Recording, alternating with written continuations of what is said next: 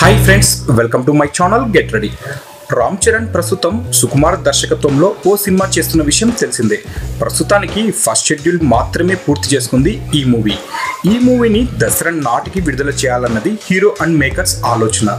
ఇది ఎంతవరకు సాధ్యమవుతుందో చెప్పలేం, కానీ ఇప్పుడు చెర్రీ తర్వాతి ప్రాజెక్టుపై ఓ క్లారిటీ వచ్చేసిందండి. సుకుమార్ తర్వాత దిగ్గజ దర్శకుడు మణిరత్నంతో రామ్ చరణ్ ఓ సినిమా చేస్తాడనే టాక్ గతంలో వచ్చిన సంగతి తెలిసిందే. అయితే మణిరత్నం రీసెంట్గా మూవీ చెలియా ఫెయిల్యూర్ కారణంగా ఈ ప్రాజెక్టును రద్దు చేసుకున్నారనే వార్తలు వచ్చాయి. కానీ వాస్తవంగా వేరేలాగా ఉందట. రామ్ చరణ్ మణిరత్నం మూవీ ఆగిపోలేదట.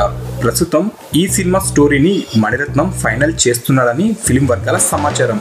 రీసెంట్గానే చెర్రీని కలిసి ఫుల్ లెంగ్త్ వేరియేషన్ ఇచ్చాడట మణిరత్నం. స్టోరీ లైన్ నుంచి అన్ని యాంగిల్స్ నచ్చేసిన చెర్రీకి ఫైనల్ స్క్రిప్ట్ ప్రిపేర్ చేసుకోమని చెప్పాడట.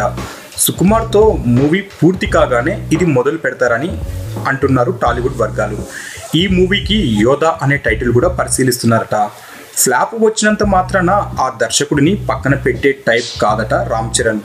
గోవిందుడు అందరు వాడేలే చిత్రంతో కృష్ణవంశీకి, బ్రూస్లీతో శ్రీను వైట్లకు, ధృవ అంటూ సురేందర్ రెడ్డికి ఫ్లాప్ల తర్వాతే ఛాన్స్లు ఇచ్చిన చరణ్ ఇప్పుడు మణిరత్నంను చెలియా మూవీ ఫ్లాప్ కారణంగా పక్కన పెట్టే సమస్య లేదు అని అంటున్నారు టాలీవుడ్ వర్గాలు.